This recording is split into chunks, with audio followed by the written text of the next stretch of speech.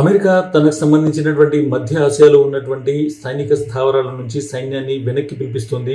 చాలా కీలకమైనటువంటి యుద్ధ సామాగ్రిని కూడా వెనక్కి తీసుకెళ్తుంది అనేటువంటి వార్తలు వస్తున్నాయి. ఎందుకు ఈ స్థాయిలో అమెరికా తనకు సంబంధించినటువంటి రక్షణ అదేవిధంగా సైనిక వ్యవస్థను మధ్య ఆసియాలోని కొన్ని దేశాల నుంచి వెనక్కి తీసుకొస్తుంది అనేటువంటి అనుమానం వ్యక్తమవుతుంది. ఇప్పటికే ఇరాన్తో అమెరికాకు సంబంధించినటువంటి రిలేషన్స్ మనం చూసుకుంటే ఏ క్షణంలోనైనా ఇరాన్ పైన అమెరికా దాడి చేయవచ్చు అనేటువంటిది ప్రపంచవ్యాప్తంగా ఉన్నటువంటి రక్షణ రంగ నిపుణులు చెప్తున్నటువంటి మాట. అమెరికా ముందు జాగ్రత్త చర్యలు తీసుకుంటుంది. దానిలో భాగంగానే మధ్య ఆసియాలో ఉన్నటువంటి తన సైనిక స్థావరాల నుంచి అక్కడ ఉన్నటువంటి సైనికుల్ని అదేవిధంగా పెద్ద ఎత్తున యుద్ధ విమానాన్ని వెనక్కి తీసుకుంటుంది, సురక్షిత ప్రాంతాలకు తీసుకెళ్తుంది అనేటువంటి వార్తలు వస్తున్నాయి. దీనివల్ల ఒకవేళ ఇరాన్ దాడి చేస్తే తన సైనిక స్థావరాలు అయితే ఎక్కడ ఉన్నాయో వాటి మీద దాడులు జరిగే అవకాశం ఉందని అమెరికాకు సంబంధించినటువంటి ఇంటెలిజెన్స్ వర్గాలు ఇప్పటికే ఒక రిపోర్ట్ ఇచ్చాయని తెలుస్తుంది.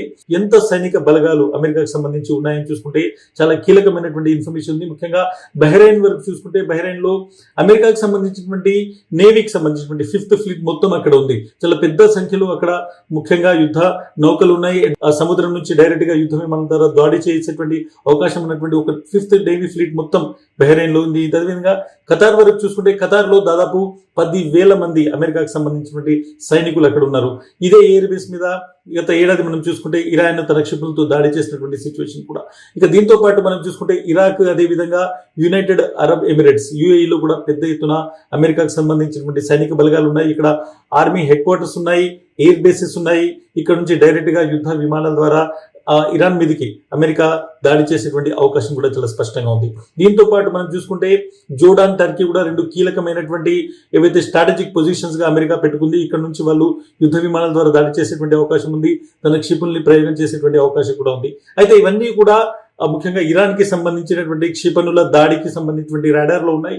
క్షిపణులతో ఇరాన్ ఈ ఎయిర్ బేసెస్ మీద దాడి చేసేటువంటి అవకాశం ఉంది. ఒకవేళ మా మీద దాడి జరిగితే మీ స్థావరాలన్నింటి మీద మేము దాడి చేస్తామనేటువంటిది ఇరాన్ ఇప్పటికే చెప్పింది. కాబట్టి మధ్య ఆసియాలో ఉన్నటువంటి ఈ ఎయిర్ బేసెస్ నుంచి ముఖ్యంగా ఈ సైనిక స్థావరాల నుంచి పూర్తిగా అమెరికా తనకు సంబంధించినటువంటి సైన్యాన్ని ఉపసంహరించుకుంటుంది, సురక్షిత ప్రాంతాలకు తీసుకెళ్తుంది. ఒకవేళ డైరెక్ట్ గా అమెరికా బాంబర్స్ దాడి చేసినా ఇరాన్ చేసేటువంటి ప్రతి దాడి వల్ల తక్కువ నష్టం జరిగే విధంగా మొత్తం ప్లాన్ చేస్తుంది అనేటువంటిది అర్థమవుతుంది.